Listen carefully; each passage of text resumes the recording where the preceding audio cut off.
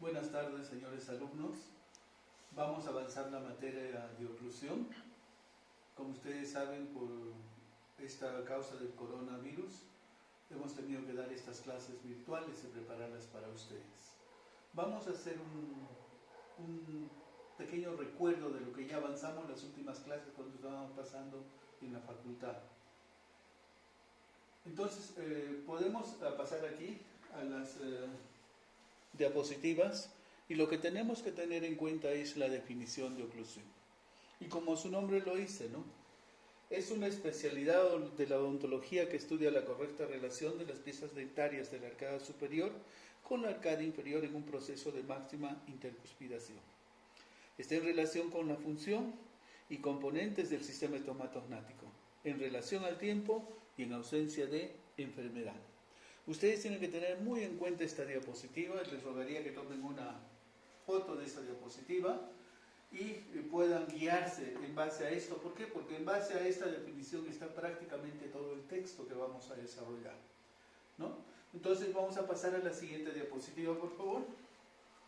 Ya avanzamos esto. Vimos la relación multidisciplinaria de las diferentes disciplinas que forman, que hay en la parte odontológica, ¿no? Cómo está en relación, por ejemplo, con la periodoncia, con la prostodoncia, con la implantología, con la endodoncia, con odontopediatría, cirugía operatoria y ortodoncia. Solo esto es para recordar.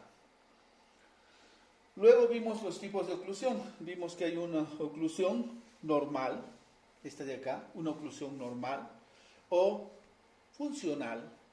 Como ustedes ven, tiene pequeñas giroversiones, la línea media desviada, pero es una oclusión que no tenemos alteraciones en la articulación temporomandibular. Luego tenemos este tipo de oclusión, que es la oclusión ideal que todos quisiéramos tener, una línea media centrada, relación canina clase 1, relación molar clase 1, no giroversiones, no diastemas y salud gingival. Y luego tenemos aquí en la parte inferior una oclusión patológica. En este caso es una clase 3, ¿no? En donde hay una oclusión invertida. Esto nos va a traer alteraciones en la ATM. Esto también ya lo repasamos, solo es para recuerdo. Y como hemos visto, por eso les dije, grábese, ¿no?, la diapositiva de oclusión, de la definición de oclusión, y la voy a retroceder. Entonces dice, vamos a repasar, es una especialidad de odontología que estudia la correcta relación de las piezas dentarias de la arcada superior con la arcada inferior en un proceso de máxima intercuspidación. Está en relación con la función, ¿no?, y componentes del sistema estomatognático y en relación al tiempo. Miren, de toda esta definición, recién vamos a entrar a lo que es en relación al tiempo, ¿sí? Y nos vamos a ir justamente aquí. Nosotros muy bien sabemos que las piezas dentarias empiezan a formarse embriológicamente en la 6ª semana de vida intrauterina. O sea, mes y medio de gestación de la madre. Pero al 6º mes de vida intrauterina, si nosotros tomáramos una radiografía a ese feto que está en la cavidad abdominal de la madre, vamos a ver que en esta etapa las áreas oclusales de algunas piezas permanentes ya se encuentran calcificadas, ¿no? Así, por ejemplo, las puntas de las cúspides de los primeros molares permanentes tienen la forma definitiva con la que van a erupcionar. O sea, es 6ª semana, pero ya tiene su cara oclusal, ¿no?, que va a erupcionar ¿cuándo? Una pieza permanente, a los 6 años, ¿no?, aunque ésta se encuentra lejos en el tiempo y en el espacio de las formas adultas. Como ustedes ven, aquí están las características generales de la oclusión, ¿no? Estamos entrando de la definición en relación al tiempo. Y dentro de este tiempo tenemos 3, una oclusión temporaria, mixta y permanente. Estamos entrando a lo que es la oclusión temporal. En la etapa fetal, la ATM adquiere características anatómicas adaptadas ¿a cuáles? ¿Ah? Una de sus funciones importantes. ¿Cuál es? Succión. Con un tubérculo cigomático poco desarrollado que permite solo movimientos antero-posteriores. Por favor, aquí a la pizarra. Quiero ampliar esta diapositiva para que ustedes puedan ver. Esta es la cavidad glenoidea y la eminencia articular. Este es el cóndilo del maxilar. Aquí está el disco articular, ¿no? Este cóndilo del temporal es la parte más importante en la etapa fetal. ¿Por qué? Porque este cóndilo no está así, sino que está poco desarrollado. ¿Por qué está poco desarrollado? Porque los movimientos óptimos, ¿cuáles van a ser? Antero-posteriores, o sea, hacia adelante y hacia atrás. ¿Por qué? Porque va a cumplir una de sus funciones. ¿Cuál era? Succión, ¿no? Entonces, si esta eminencia articular estuviera desarrollada, no va a poder hacer los movimientos de succión. ¿Por qué? Porque este cóndilo le va a hacer un impedimento. Entonces, ¿cómo está este cóndilo del temporal? Poco desarrollado. ¿Para qué? Para que este niño pueda succionar hacia adelante y hacia atrás. ¿Se está preparando para qué? Para que el momento cuando nazca, ¿no?, él pueda cumplir esta función y pueda alimentarse el niño. Porque el niño que no puede alimentarse va a morir, ¿verdad? Entonces ya se está preparando. Miren, aquí de nuevo. En la etapa fetal, la ATM adquiere características anatómicas adaptadas ¿a qué? A esta función, la succión. Con un tubérculo cigomático, miren esta diapositiva, esta parte de acá. Este es un niño, un feto, y este es un niño que tiene 5 años. Este feto no tiene un tubérculo cigomático poco desarrollado que permite solo movimientos antero-posteriores. ¿Para qué? Para la succión. Desde la formación de la ATM y con un tubérculo cigomático más desarrollado en la dentición temporaria, los movimientos óptimos son la apertura, el cierre y la propulsión. Por aquí, por favor. Dice, cuando van a erupcionar las piezas dentarias, ¿no?, el niño ya no se va a alimentar solamente de la leche materna, sino que va a desarrollar este tubérculo cigomático más.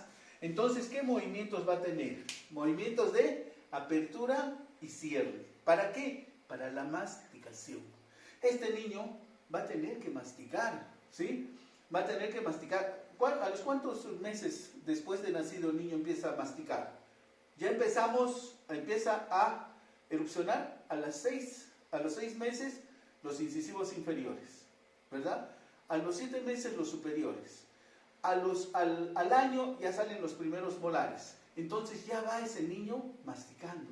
¿Acaso no han visto que les dan papillas a partir del 5º, 6º mes del niño, después del nacimiento, y empieza el niño ¿qué? A masticar? No solamente ya se alimenta de la leche o del pecho materno, sino que ya empieza a tener movimientos de apertura y cierre. Eso es lo que dice aquí en esta diapositiva. Avanzamos. Seguimos en dentición temporaria. Entonces, dentro de la definición de oclusión, seguimos en relación al tiempo. Estamos viendo dentición temporaria o primaria. Vamos a ver las guías, ¿no?, de la erupción. Primero, cronología de erupción. Como dice, está regulada por la genética, depende de la nutrición y tipo de metabolismo de los dientes. Los dientes deberán erupcionar en un periodo comprendido desde los 6 meses hasta los 2 años, ¿verdad? Desde los 6 meses hasta los 2 años, el niño tiene que tener las 20 piezas dentarias en boca. Erupciona más rápido en las niñas que en los niños. Otra guía, secuencia de erupción. Regulada también por la genética, los dientes inferiores erupcionan antes que los superiores. Y eso ya sabemos, ¿verdad?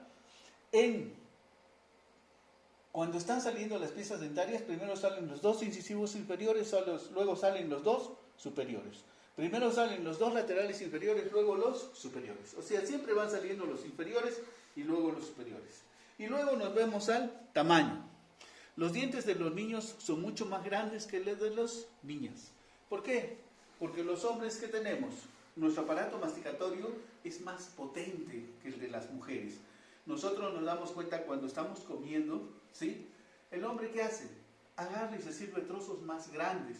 Nuestro esqueleto facial es mucho más grande y por tanto que nuestro aparato masticatorio y nuestros dientes tienen que ser mucho más grandes que el de las mujeres.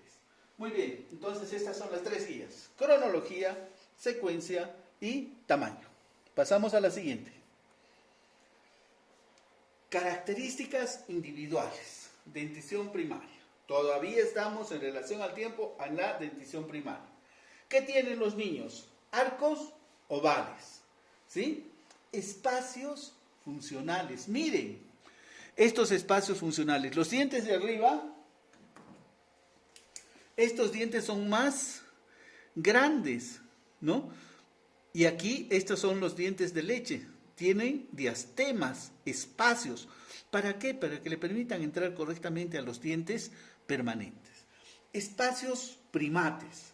¿Qué son espacios primates? Son estos espacios que quedan en la dentición temporaria, en los superiores, entre el lateral y el canino, y en la inferior, entre el canino y el primer molar. ¿Para qué sirven? Para que cuando salga el canino, que sale a los 11 años, y no tenga espacio para poder erupcionar, estos espacios primates me sirven para que se acomode perfectamente el canino. Luego tenemos que un plano terminal recto y no tienen overjet y overbite. ¿Cómo es la mordida en la dentición permanente? Miren, siempre hago este esquema en clases, ¿no? Los inferiores tocan la cara palatina de los superiores y los molares chocan, ¿verdad? ¿Cómo es esta?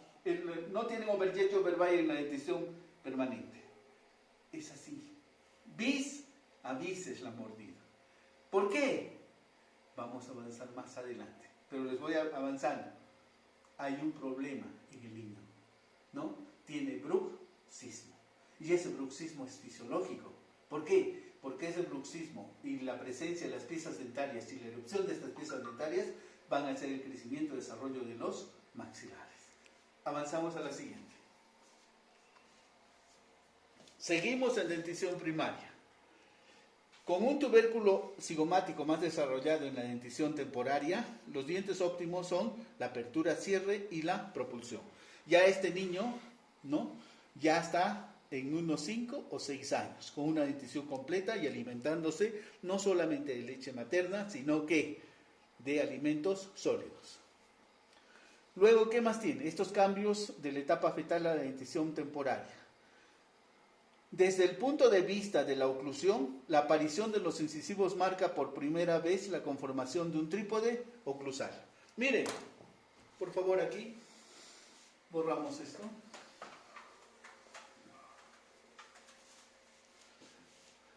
Hemos dicho que a los 6 años salen los 2 incisivos inferiores. Y aquí atrás, ¿qué tenemos? Las 2 ATMs, ¿verdad? Estas 2 ATMs y estos 2 incisivos inferiores me van a formar, ¿qué? Un trípode oclusal. Este trípode oclusal, ¿cuándo va a ser? Más o menos va a ser a los 6 años. A los 6 años se va a conformar el trípode oclusal. Miren, ya estamos poco a poco aumentando las características de una oclusión ideal. Por favor, aquí de nuevo la cámara. Vamos a retroceder. Ya dimos algunas características. Arcos ovales, espacios funcionales, espacios primates, plano terminal recto, mordida bis a bis.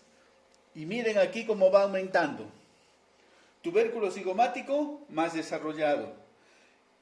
Formación del trípode oclusal, ¿sí? Y el trípode oclusal con la erupción de los 2 incisivos inferiores. Entonces, ya no son esos 4 o 5 características que habían de la dentición temporaria. Miren cuántas van sumando, ya van 10. Seguimos. Seguimos en dentición primaria. En armonía con el aumento del número de dientes temporarios y de su tamaño, hasta llegar a las 20 unidades, que es hasta los 2 años, se va produciendo el descenso del plano oclusal. Ojo. Este plano, que en el recién nacido estaba prácticamente en un mismo nivel con la ATM, miren, en el recién nacido estaba en un mismo nivel que la ATM, ojo, que la ATM, ¿no? En virtud de la dirección de las líneas de desarrollo, que determinan los centros de crecimiento del maxilar, desciende con una resultante hacia abajo y hacia adelante. ¿Qué va haciendo? En la época embrionaria o fetal está a nivel de la ATM. A los 5 años está a nivel de la espina nasal anterior. Y en el adulto, a los 20 años, a nivel del tragus de la oreja. ¿Sí? Miren, aquí está esquematizado. ¿Sí? El plano oclusal en la ATM a nivel de la ATM. A los 5 años a nivel de la espina nasal anterior. Y en la época adulta a nivel del tragus de la oreja. A ver, por favor, aquí dibujaré.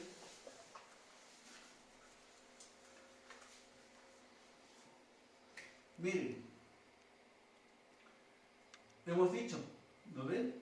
Nariz, ¿sí? En el recién nacido está a nivel del cóndilo o de la ATM. Va creciendo, va descendiendo este plano oclusal, ¿sí? A los 7 años, ¿dónde está? A nivel de la espina nasal anterior, aquí.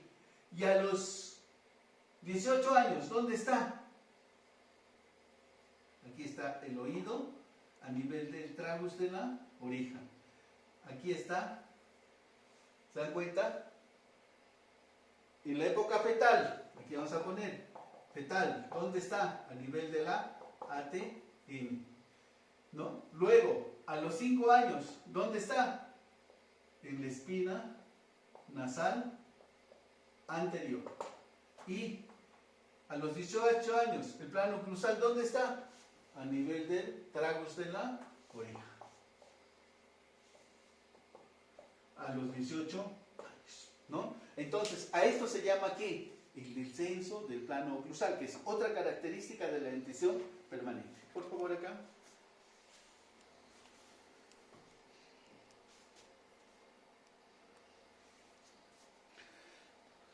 Una de las características importantes que van a presentar los dientes temporarios en relación con este plano oclusal es que siempre se dispondrán con sus ejes perpendiculares a él. Y este hecho responde a uno de los principios básicos de la oclusión, que es axiabilidad de fuerzas, que permite que las piezas dentarias transmitan las fuerzas funcionales al tejido óseo a través de sus ligamentos periodontales. Muy bien. Por favor, aquí voy a explicar esta diapositiva. Véanla bien.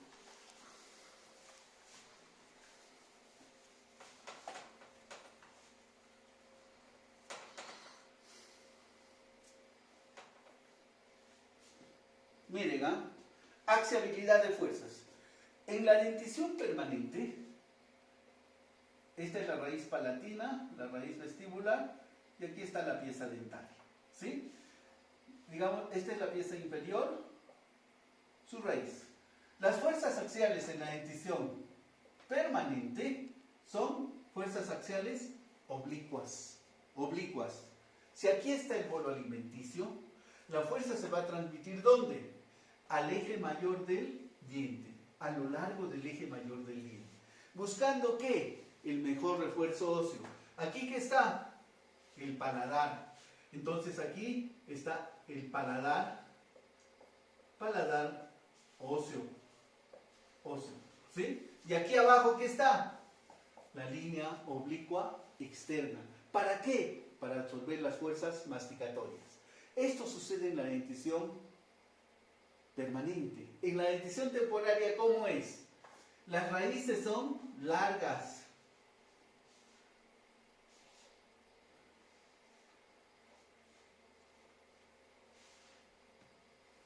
Sus fuerzas axiales son verticales. ¿Por qué? Porque ¿quién va a absorber las fuerzas en la dentición temporaria? Esta era permanente y esta temporaria. No va a absorber el hueso alveolar. ¿Por qué?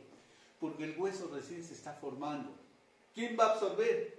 Las raíces. Por eso la relación corono-radicular es 3:1. 3 de raíz por 1 de corona. Y en la dentición temporaria permanente, ¿cómo es? 1:1. 1 de raíz por 1 de corona. ¿Por qué? Aquí, ¿quién absorbe las fuerzas masticatorias al final? El hueso alveolar. Aquí, ¿quién absorbe las fuerzas masticatorias? Muy poco el hueso. ¿Por qué? Porque está en periodo de formación, es muy débil. ¿Quién absorbe? Las raíces dentarias. Por eso la relación corona-radicular es 3 de raíz por 1 de corona. Y a eso se llama axiabilidad de fuerzas. ¿Cómo son? Verticales, en la dentición temporal. ¿Sí? Por favor, otra característica más de la dentición permanente. Seguimos. Seguimos en dentición temporaria. Miren cuántas características hay. Esta condición de oclusión balanceada bilateral con ciclos horizontales cumple otra función específica que consiste en estimular el crecimiento y el desarrollo de los maxilares a través del bruxismo nocturno fisiológico que presentan los niños en esta etapa de su oclusión. Vamos a explicar esto. No se olviden que el bruxismo es patológico en la dentición permanente, pero es fisiológico en la dentición temporaria, porque hemos dicho que el bruxismo y la erupción de las piezas dentarias ayudan a crecer el desarrollo de los maxilares. Si nosotros extraemos prematuramente 2 dientes de leche, ¿no? Para que pueda, ¿por qué? Porque el niño hay caries o le molesta, ¿no? Y ese segmento de hueso no va a desarrollar. Y los dientes que vienen, los permanentes, son mucho más grandes. Necesitan que ese hueso desarrolle. Y ese hueso va a desarrollar, ¿gracias a qué? Al bruxismo y a la erupción de las piezas permanentes. ¿Verdad? Entonces, ojo. Los niños, sus piezas dentarias, por el bruxismo son planas. Miren, ¿ah? Estoy dibujando. ¿Sí? Y si por favor me pone la cámara acá. Si ustedes se fijan, miren estas piezas. No he conseguido una imagen, porque esta es dentición permanente. Este señor sí tiene bruxismo y es patológico en la dentición permanente, pero así son las caras oclusales de los dientes temporarios. ¿Sí? ¿Por qué? Porque hay presencia de bruxismo. Si frotan los dientes en la noche, entonces, ¿cómo van a ser sus cúspides? Planas, ¿verdad? Ya eso se llama oclusión balanceada bilateral. El contacto simultáneo en todo movimiento excéntrico. Por favor, mención. ¿Qué es un movimiento céntrico? Apertura y cierre. Apertura y cierre. ¿Qué es un movimiento excéntrico? Protrusión, retrusión y lateralidad. Eso ya tenemos que saber. ¿Qué es un movimiento céntrico? Apertura y cierre. ¿Qué es un movimiento excéntrico? Protrusión, retrusión y lateralidad. ¿Verdad? Entonces ya tenemos otra característica. ¿Qué tenemos? Presencia de bruxismo. ¿Verdad? Oclusión balanceada bilateral. Muy bien, avanzamos.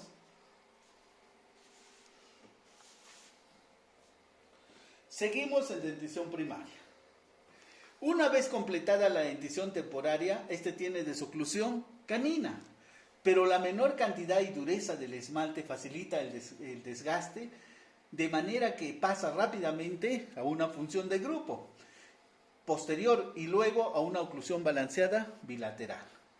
Ya les dije, ¿qué es una oclusión balanceada bilateral? Se caracteriza por un contacto simultáneo de las superficies oclusales en todo movimiento excéntrico, motivo por el cual existe un predominio de los ciclos masticatorios horizontales. Explicaré por favor eso. Pone aquí.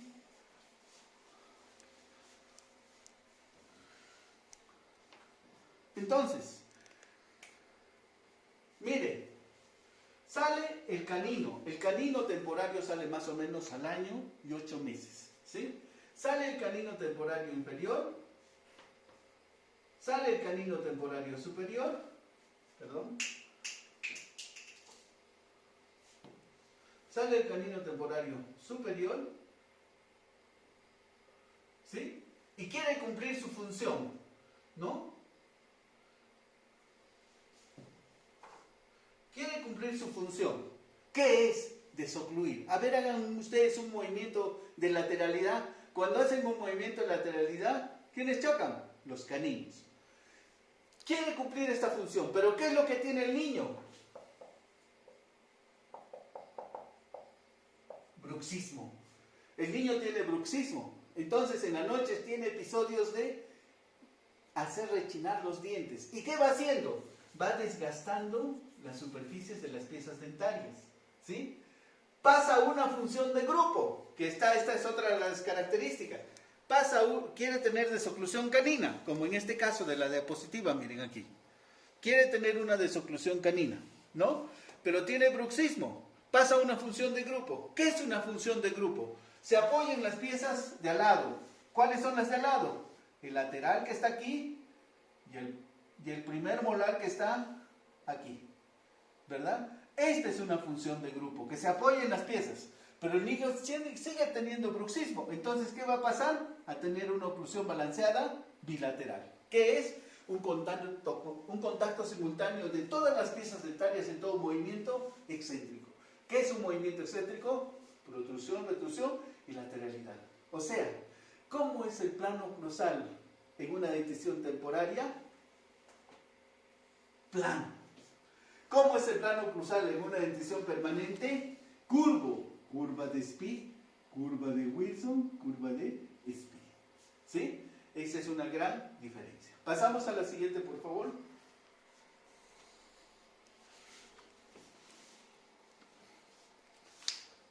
Ahora entramos, miren, todo esto es dentición temporaria, lo que hemos avanzado. ¿No? Un ratito, déjela ahí, y vamos a ir repasando las características. Apóyese, por favor. Ahí, vea usted. Vamos a ir repasando las características de la oclusión temporaria, porque eso va a ser una pregunta de examen. Primero, ¿qué tiene? Espacios funcionales, espacios primates,